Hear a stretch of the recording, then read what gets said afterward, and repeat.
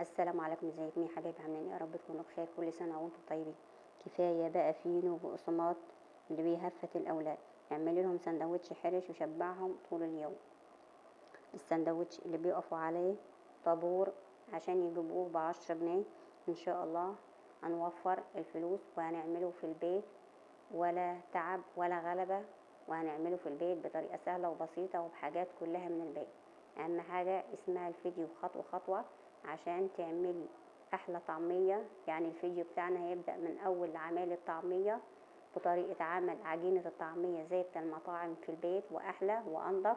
وكمان هنعمل جنبيه كل المشتملات السندوتش، من أول الطعمية لحد البطاطس لحد السلطة لحد البتنجان الجميل اللي انتوا شايفينه ده.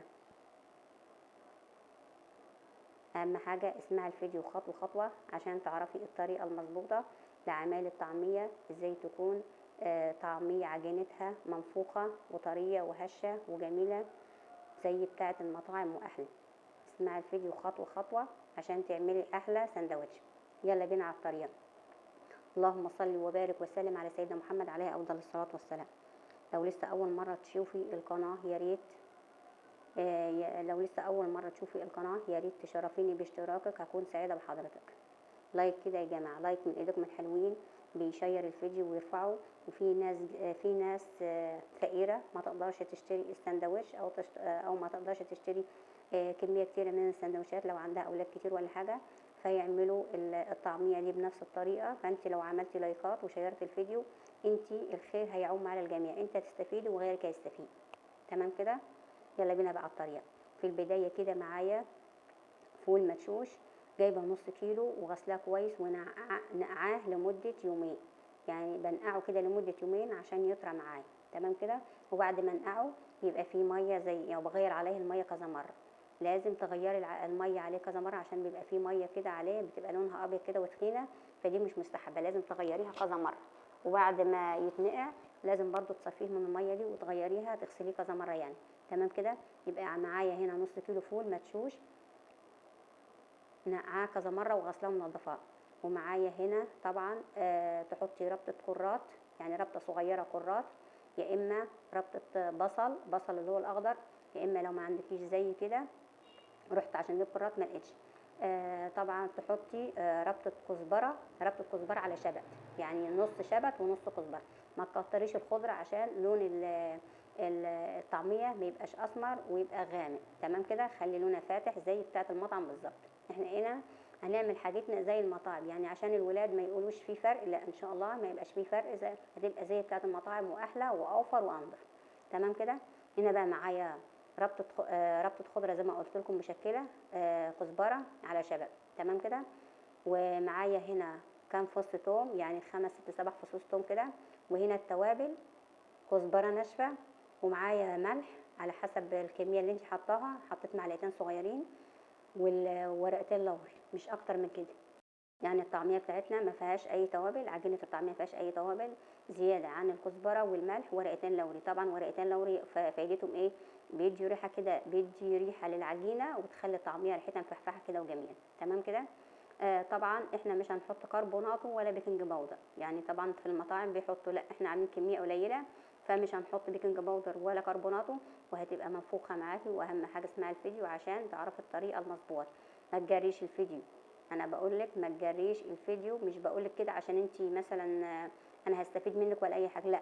ما تجريش الفيديو عشان تعرفي الطريقه وتعرفي الخطوات المظبوطه. لو الطعميه مثلا بتسمر منك، يعني لو العجينه بتسمر منك، الطعميه بتبقى مكبوسه، بتبقى مكتومه، بتبقى طريه، بتشر ميه كده، كل الخطوات دي ان شاء الله هنقول عليها في الفيديو. عشان كده بقول لك ما تجريش الفيديو واسمعي خطوه خطوه عشان كل خطوه فيه مهمه ليك. تمام كده؟ هنا بقى زي ما انت شايفه يا ست الكل، معايا كوبايه ميه اللي هي كوبايه الشاي العاديه مش المج، لا الكوبايه الصغيره ملان. هتحطي منها ربع كوبايه ميه في الاول، وهتحطي نص الكميه في الكبه زي ما انت شايفه كده. يبقى هتحطي الميه وهتحطي نص الكميه، يبقى هنحط نص الكميه ونضرب، تضربي شويه وبعد كده تقفلي وتريحي الكبه شويه خساره عشان الموتور ما يسخنش معاكي. يعني ما تكتريش وتملى الكب، حطي نص الكميه على حسب ما انت عامله. وبعد كده بنجيب معلقه ونقلب لازم تقلبي الخليط من فوق ومن تحت، عشان تحت يبقى ناعم ومن فوق خشن، وفوق يعني من فوق هيبقى خشن شويه. فانت تقلبي كويس، وبعد كده بتفضيها في بوله، وبعد كده تعملي الكميه التانية بقيه الكميه، وتحطي برده شويه ميه. هنا بقى زي ما انت شايفه وقفنا الضرب وحطينا نص الكميه الاولانيه، حطيناها في البوله زي ما انت شايفه كده، وبعد كده هنحط شويه ميه ونحط بقيه الكميه التانية. لو العجينه معاكي خشنه شويه مش هيجرى لها اي حاجه، هتفضيها وترجعي تضربيها كلها مره واحده. اهم حاجه يا ست الكل ان في خطوات مهمه عشان العجينه تنجح معاكي وتظبط معاكي زي بتاعه المطاعم. ان انت في خطوه اساسيه هنعملها دلوقتي، اهم حاجه اسمعيها، يعني اسمعي الفيديو عشان تعرفي الخطوه دي. هنا بقى بحط بقيه الكميه وهنضربها، وبعد كده هنرجع لكم تاني. يعني طبعا احنا عملنا الطعميه كتير على القناه، عملناها بكذا طريقه، عملناها في الخلاط، يعني عملناها بكذا طريقه وبرضو عملناها على الكبه، بس الطريقه دي انجح ومضمونه. وطبعا انا يعني ايه بعد تجارب كتير، يعني عملتها مره واثنين وثلاثه، بس والله الطريقه دي شفتها كذا مره يعني على قنوات وكده، يعني انجح طريقه ان انت تطلعي العجينه بتاعتك مظبوطه زي بتاعه المطاعم بالظبط. وهنا بقى زي ما انت شايفه هنضرب بقى كل الكميه، هي برضو زي ما ضربنا في الاول.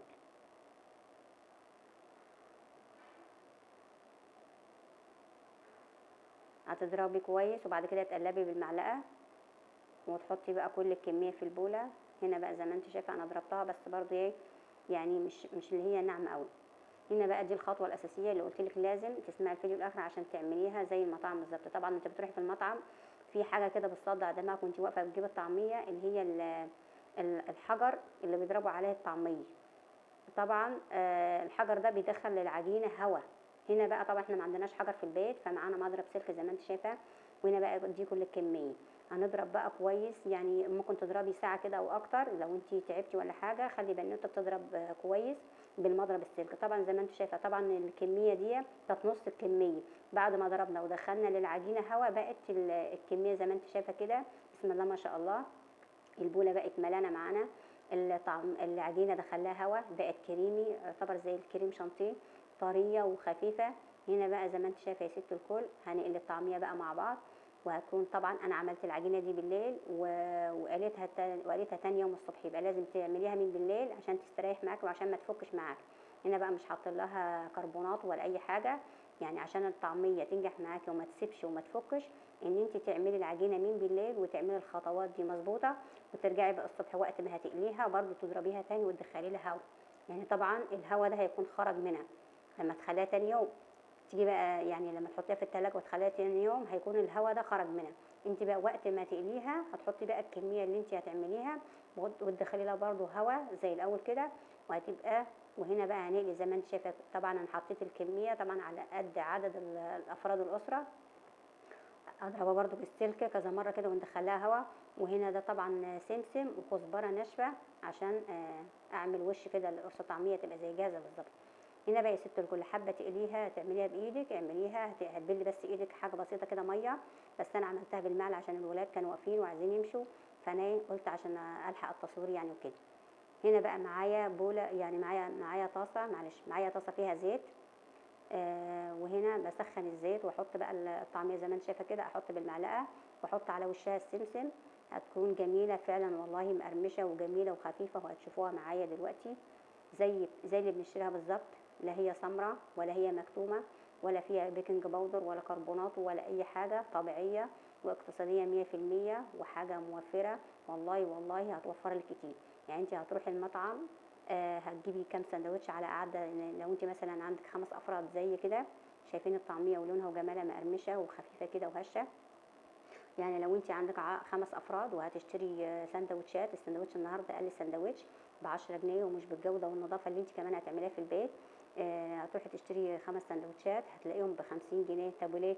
كل الحاجات اللي انا عاملاها في البيت دي، يعني كل الحاجات اللي انت شايفاها دي، دول حبتين طماطم ونص خيار، حبتين بطاطس، ودي العجينه اللي انتوا شايفينها، وشويه جرجير، وعامله كمان واحده بتنجانيه زي ما انت شايفه كده، والعيش ده لسه جايبينه طازه.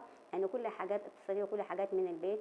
هتعمل لك يعني الولاد بدل ما ياخدوا سندوتش لا هياخدوا 2 ان شاء الله انا متاكده ان الولاد لو اخدوا السندوتش ده معاهم هيجيبوا مصروفهم، وكمان هيجيبوا التغذيه اللي بيستلموها من حلاوه وجمال السندوتش اللي هياخدوه. ليه؟ حاجه نظيفه وحاجه جميله، وكمان هيشبعوا منه. يعني انا متاكده ان ولادك هيجيبوا التغذيه اللي بياخدوها، وهيجيبوا المصروف، لان فعلا السندوتش هيبقى حلو لما تفتح الرغيف وتحط فيه.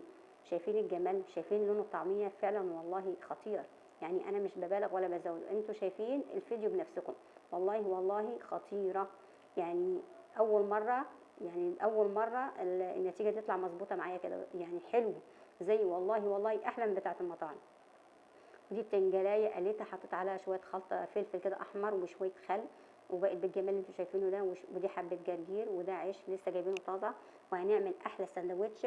ولا تقفي بقى على المطعم، ولا ولادك يقفوا طابور عشان يجيبوا، ولا ولادك يقفوا بالساعه عشان يجيبوا سندوتش، ويجيبوا كله زيت وكمان ممكن تكون الطعميه بارده او بايته.